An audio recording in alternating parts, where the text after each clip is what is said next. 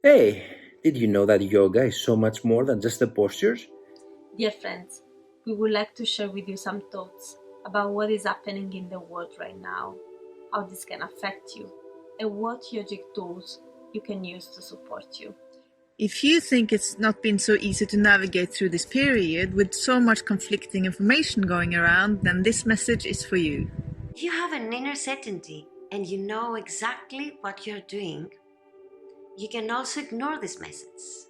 This message is not there to tell you what to do or not to do. It is not life or medical advice. It is more about how we can use some yogic principles during this time to navigate some of the challenges. Take what resonates within you and leave the rest.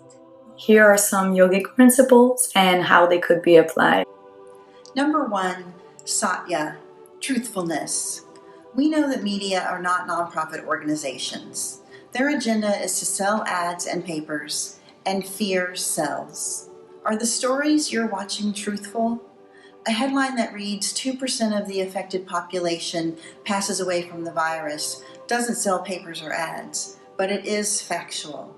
A headline like pandemic virus outbreak threatens your life does sell. However, this is not a fact.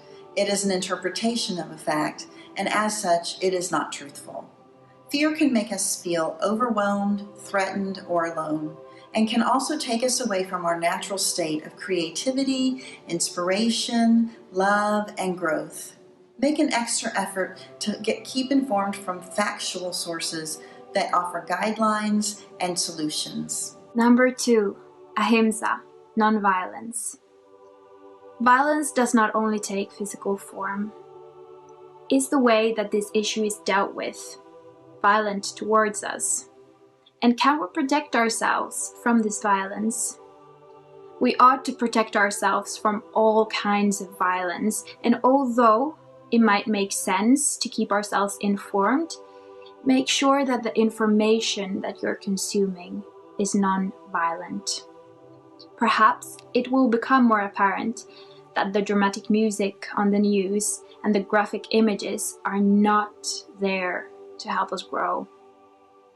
On the other hand, by not following the guidance of the World Health Organization, it might be putting you at risk's way.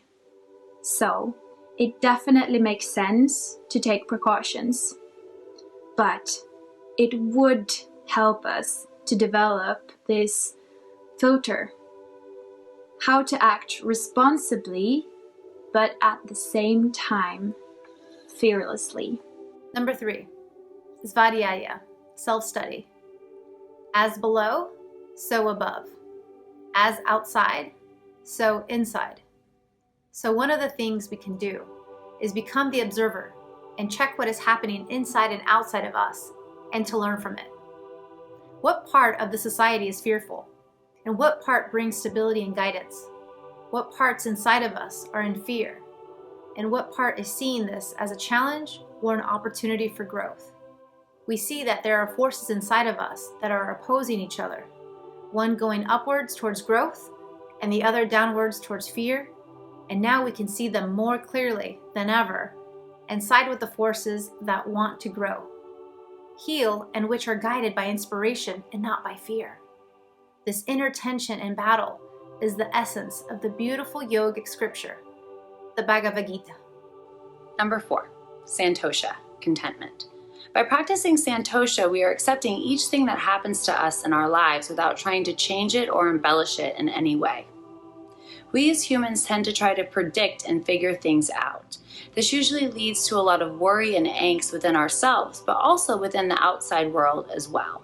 Instead, we can choose to stay present and acknowledge what is happening without letting the fear overcome us.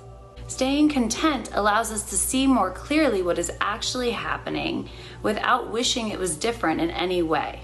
Saucha, cleanliness. Keep your hands, space, and body clean. Number 6, karma, yoga, right action. Are you inspired to take right action? How can you help others? Is it by sharing some guidance? Is it by volunteering? We can also help by our presence, our fearlessness, and helping people stay safe and not going into fear. Impermanence. This too shall pass. Nothing in the other world is permanent. We have passed so many outbreaks, crises, as well as fun and great times. They have all passed. Yoga is the science that leads us into this understanding of what is real and permanent and what is not real and permanent. We hope that those messages was helpful to you. Namaste. Namaste. Namaste. Namaste.